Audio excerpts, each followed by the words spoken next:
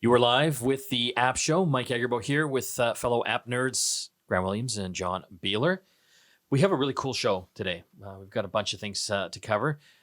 Ride sharing, kind of happening here in Vancouver now. Well, did you know there's also another ride sharing service that's available in other cities like Whistler, Pemberton, Tofino? Really? You Clulet? Is that how you pronounce that? I can't say it. Okay. Tofino. They're next door. Squamish. Gotcha. It's an app called Whistle. We've got one of the guys behind the app and the service to tell us all about it and when it will be rolling out, so to speak, in those locations. Awesome. I'm excited because I go to Whistler a lot, and it'd be nice to have another option. Yes, absolutely. Consumer choice is good. I think so. We're going to be talking about cables as well. Okay. I know. Does that sound exciting? Well, We'll make it sound exciting. we will make it sound exciting. If you are an iPhone or an iPad user, there might be a change coming up. A different type of cable, Maybe. Maybe. But Well, probably- most likely not. But but probably yes. Okay, let's talk about some of the app news, guys. The coronavirus continues to wreak havoc across the globe. that's not dramatic at all. I know. So one of the things I'm concerned about is that John and I are going to Mobile World Congress in Barcelona. So you're concerned about yourself. It is about me, yes. And not because I'm worried about getting it, because I'm not really. But I'm worried about them canceling it. Because already we've had some major players, manufacturers, pull out of the conference. Really? So Mobile World Congress is like one of the big shows for like the mobile world, It's smartphone like world. CES for smartphones. Exactly. I went for the first time last year. It was awesome. It was cool, like just to see all the new developments when it's coming to the new handsets and that. So ZTE has pulled out. I don't know if many people remember them. They're a handset manufacturer. I mean, that's one of the things they do. They were in Canada for a while. They pulled out. I don't know if they're back. They had some trouble too with the Trump administration as well. Big time. Yeah. Big time. And also LG has pulled out of Mobile World Congress That's surprising. because of the coronavirus scare. Oh. It's Yeah. kind of freaky. Yeah. Huawei.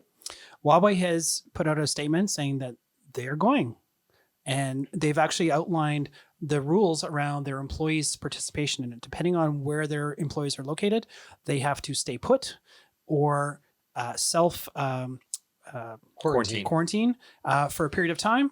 There's still a number of weeks before this event, so those self quarantines can be in play. Well, the incubation time for the coronavirus is around 15 days, right? So that week will be great. Yeah.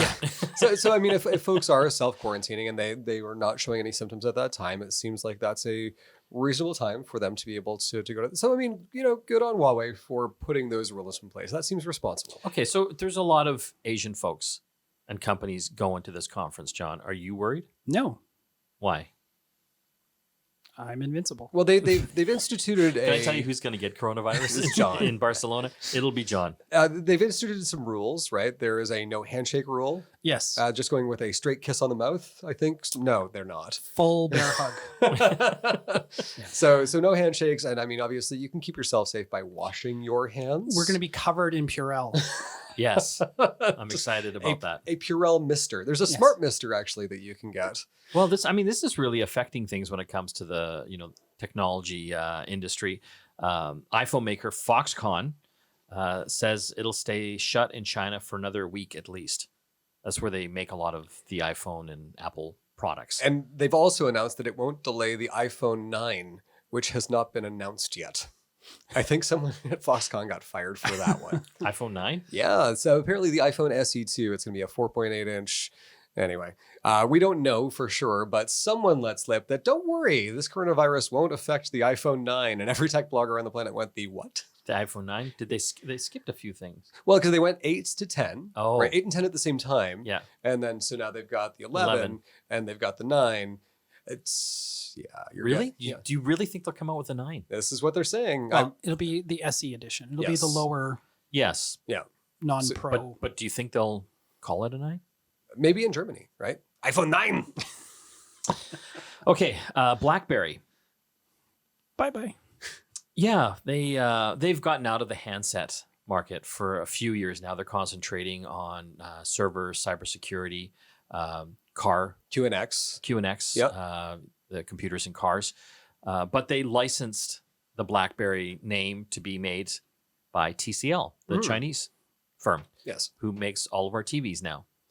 And again, it's so funny because whenever I talk about TCL, no one knows what I'm talking about, but they're one of the biggest TV sellers in North America now. They sell the most TVs. And I will say, the BlackBerry handsets that TCL did make, They were nice. they were great. Yes. I actually really liked having a physical keyboard again. Yeah. No, I went to one of their launch events in New York and tried it out. Had a good little camera on it. The keyboard. It's weird going back to a physical keyboard. I never had a BlackBerry. No, me I had a neither. Motorola Q. Do you remember that one? I do. Windows. Yeah. I had a Mobile. Trio. I grew up in Waterloo, so basically at a certain age they would assign you a BlackBerry pager, and that was it. In grade 7. They just give you a BlackBerry. Here you Okay, go. Michael J. Fox. Right. So, I haven't heard what's going to happen now, but TCL is not going to be making Blackberries anymore. I do know that they're going to be really pushing hard on their own brand. Yeah, and we saw at CES a number of new handsets that are coming, and Yeah. we're expecting to see a lot more information and hands-on at Mobile World Congress. I think that's going to shake up the smartphone market, definitely, because TCL they are huge. Like they came in and owned the TV market like in a matter of years. And so if they're going to get big into the smartphone market, I think they'll make a dent. Well, and I think they're following the same strategy, right? Because honestly, if you want to quote unquote own the TV market, what do? You basically go in hard, you drop prices so your margins are super thin. And as long as you can run at that point for some time, consumers will buy them. If you can buy a TV that's just as good as somebody else for $100 less, which one are you going to choose? So this is actually what we're seeing in the smartphone market now. And we saw this at CES. They're coming out with, I think it's like 3 handsets, all of which were under $500 US, no subsidy. So yeah, they're going hard for that market. And you will find that there are some folks who are brand driven, right? Apple consumers are probably not looking at the $500 TCL and going, gee, that's really swaying me. But the folks who are looking at perhaps the Huawei or the Samsung or the LG, and they're going, golly, I mean, I could pay $250, $500 more, or I could get this phone for $500 flat. That's a strong play. I mean, if you're Samsung, if you're anybody else right now, you're looking at these TCL phones going, how do I compete? Especially if they're going to be offering 5G handsets as well. Yeah. Oh, no doubt Yeah. about it. It'll be interesting to see what this year shakes out as far as like handsets in general. Huawei still being held back by the U.S. trade war and not being able to use Google's flavor of Android. I think we're going to see hopefully some information about that at Mobile World Congress. Rumors are they will be launching another flagship phone in March that will be running their own operating system. Maybe we'll see Harmony OS in Spain. That's the name of Huawei's version of Android. But yeah, it'll be interesting to see how that all shakes out the operating system market. Like it'll fragment it, definitely. And I mean, we can all recognize that Android is fairly fragmented as it is. Adding another crack in that's tough for developers. Well, good for Apple. Well, speaking of that, though, another news item we have is Apple is going to be offering universal apps very soon. Aren't they kind of doing that now? Well, the idea is you buy one app for your iOS device, so your phone, your tablet, and Mac OS. And Apple TV. Yeah.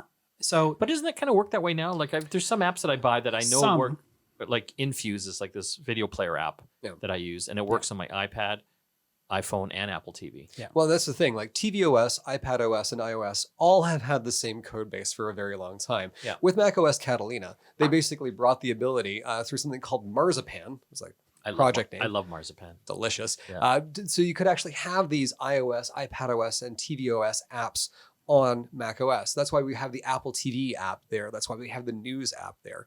And so the idea here of basically breaking down the barriers between all of those operating systems is great.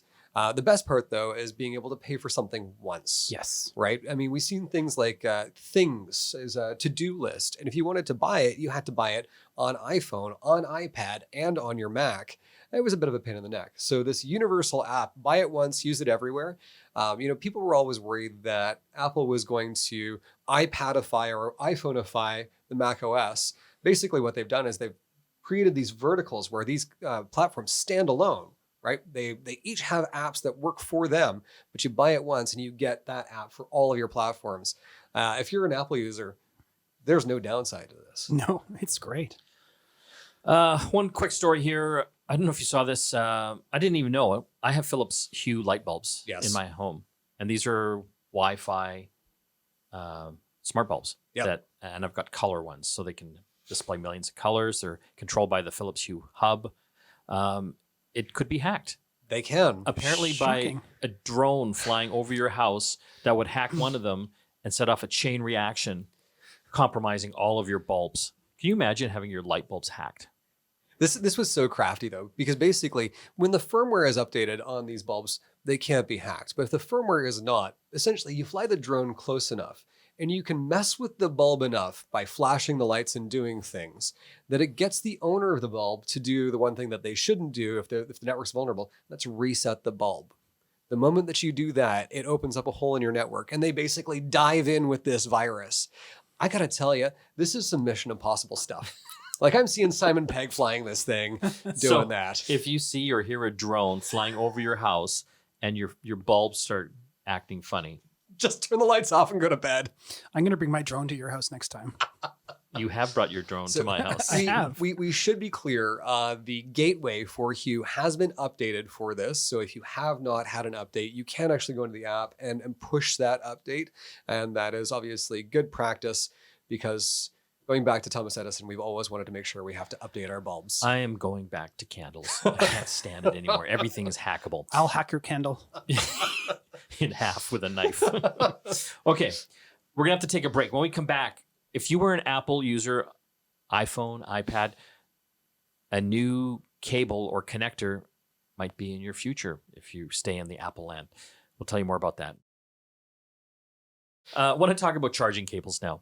There are literally just two types out in the marketplace at this point. And not at my house. No, not at your house. And I think, in a large part, we can probably thank the European Union for that. Yeah.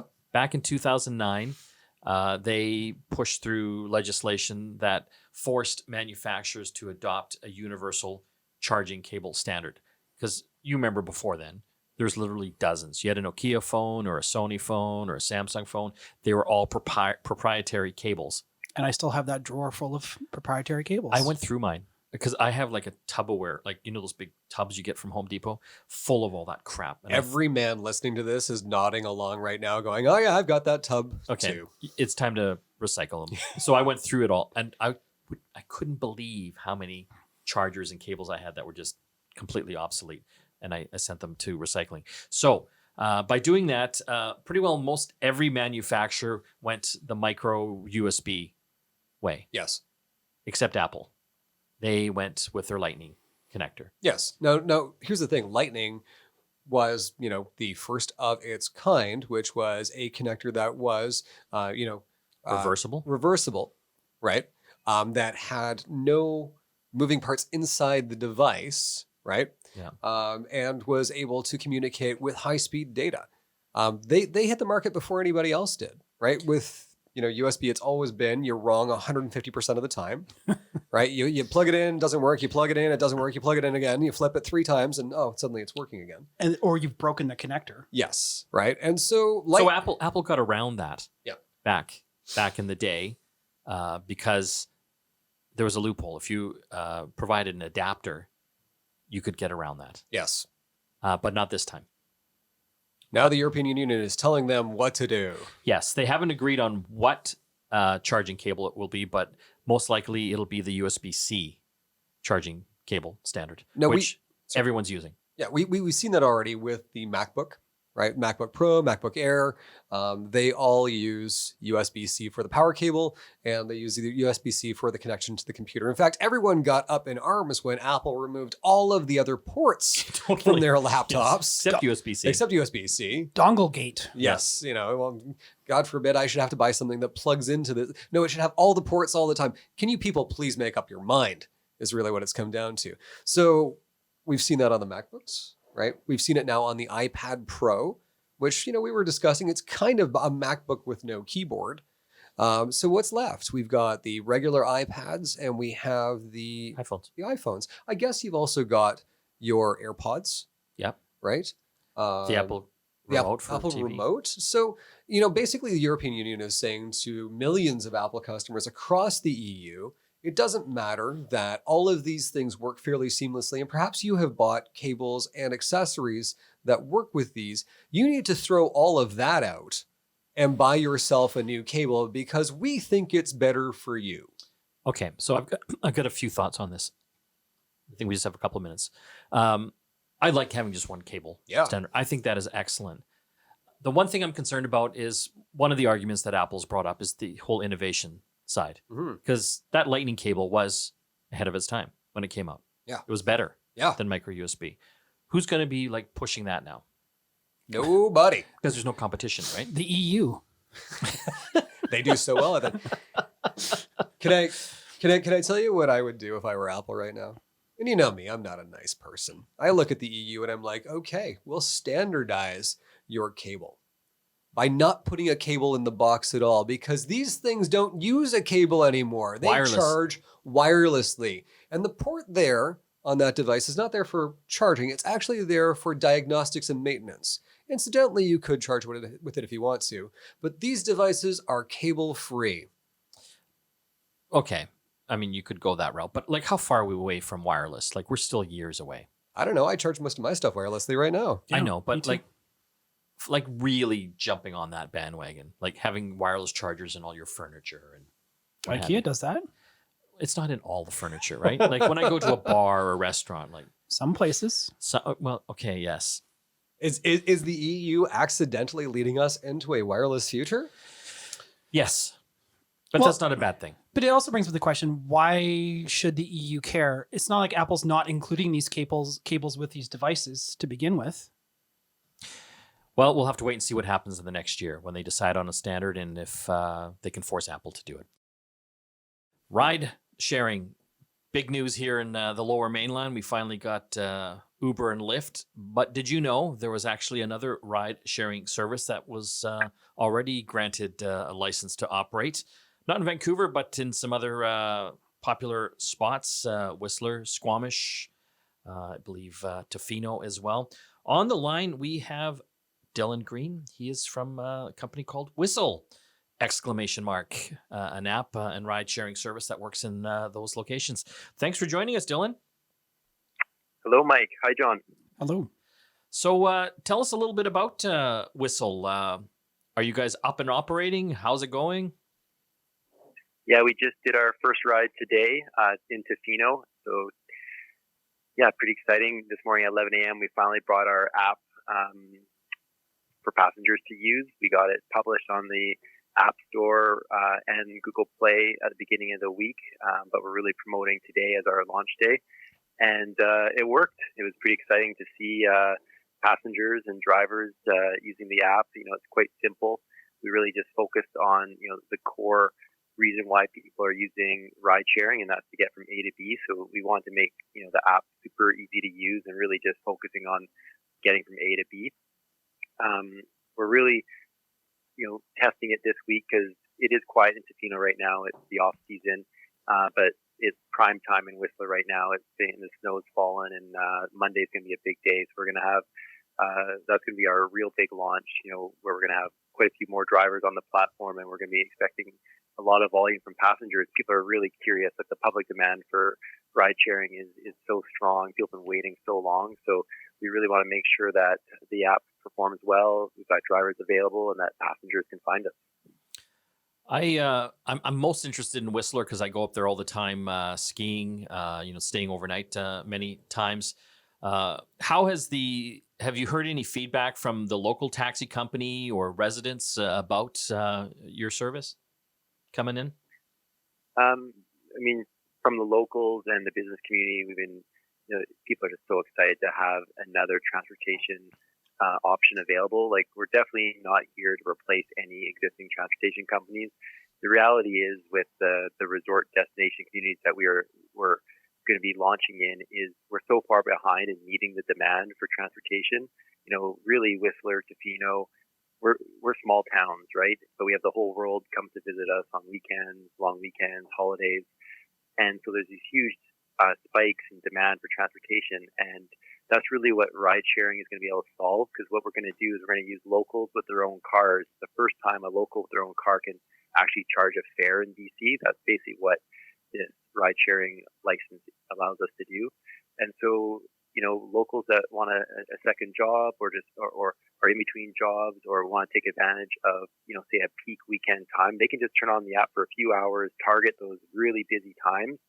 And that's what a small transportation company can't do. A normal transportation company has to have a fleet of drivers year round, a fleet of cars year round.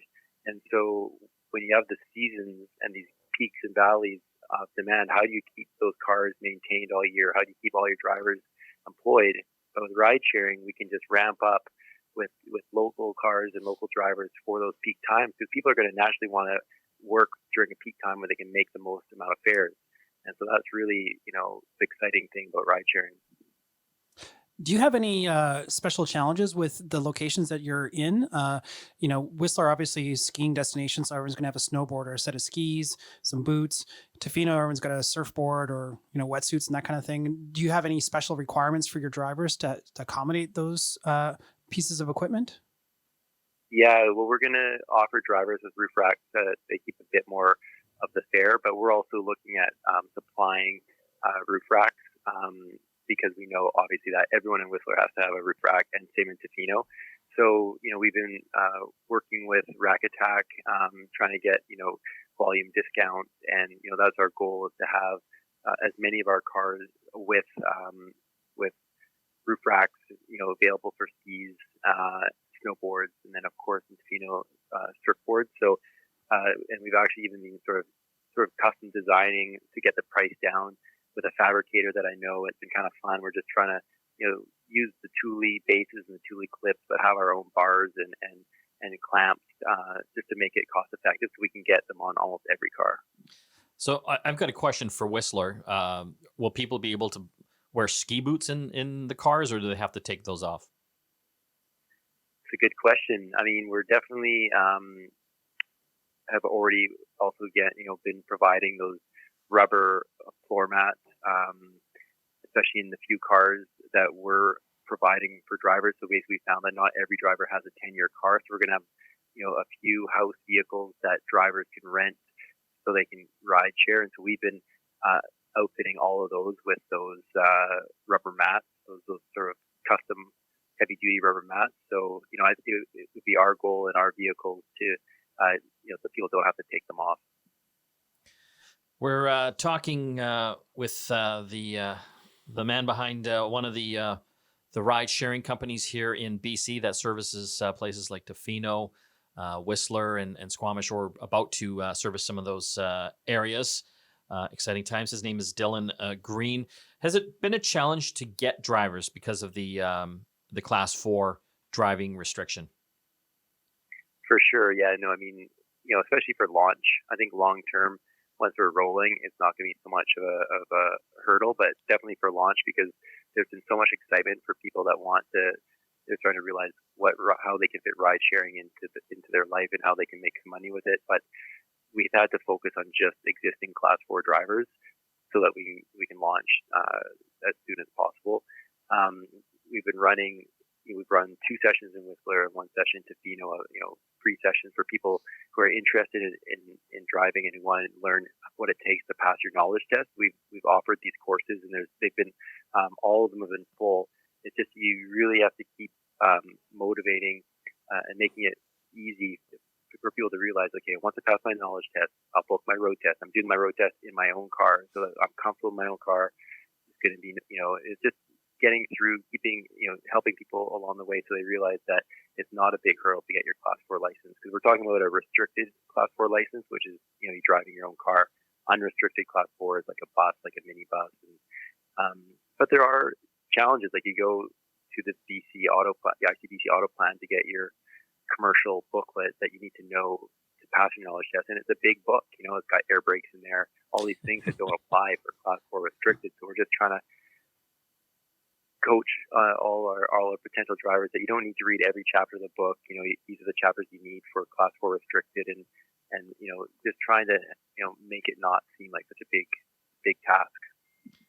What type of time frame are we looking now for a rollout for some of these other cities? You said you've just started up in Tofino. Whistler's coming online soon. What are we looking at? So Squamish is going to be a target launch location for us, just purely because we had so much interest from drivers and existing Class 4 drivers. So Squamish is a powerhouse in its own self. With its connection to Vancouver and being a happening young city in itself, and also the connection up to Whistler, where a lot of people who work in Whistler commute every day from Squamish. So we're going to really target with the development of our app this concept of pooled rides, and we're going to really target Squamish and Ucluelet and Pemberton, where there are probably regular trips, probably at the same time each day of people commuting into Whistler and back home.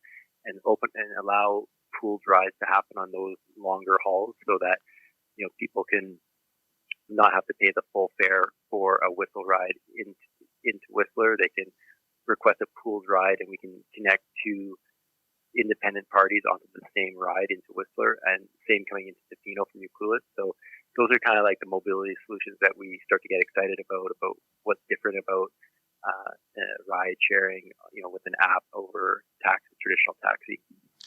What kind of cost are we looking at, Dylan? So our cost is, our model is, our prices are going to be very similar to taxis. So we're really not trying to, replace an existing transportation company. We're really wanting to add inventory, because we really feel that the real problems in Whistler and Tofino are just the lack of availability of cars, and especially at those peak times.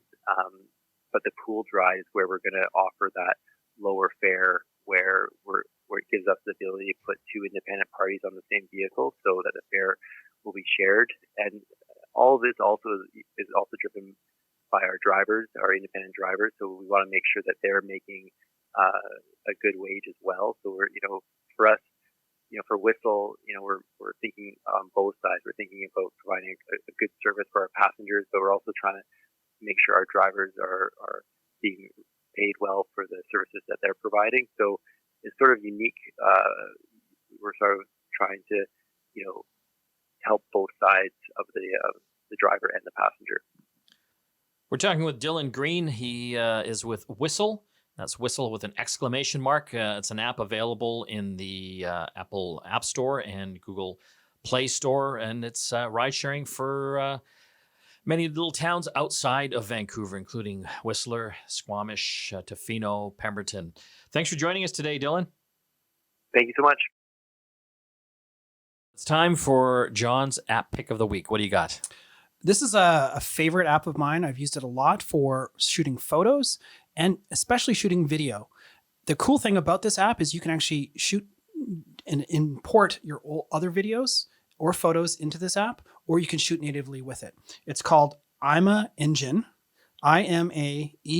It's a paid app. It's a couple bucks, and it vectorizes your images or video. And what that means is it turns it into like what looks like a painting that's being drawn in real time by your phone. And it can create some very stunning visuals. You can... but this works with stills and videos. Yeah. Yeah. And so you can actually record natively in the app, and you can actually change the color palettes. You can change the level of outlines and all kinds of great stuff with it. Just check it out. We'll post some samples on our website. And Imaengine. Don't forget to hit our website, GetConnectedMedia.com, giving away a pair of $1,000 headphones. Ooh. Subscribe to the newsletter, and you'll be entered to win. Want to thank everyone that helps put this together. John, Graham, Stephen, Christina. We'll see you again next time.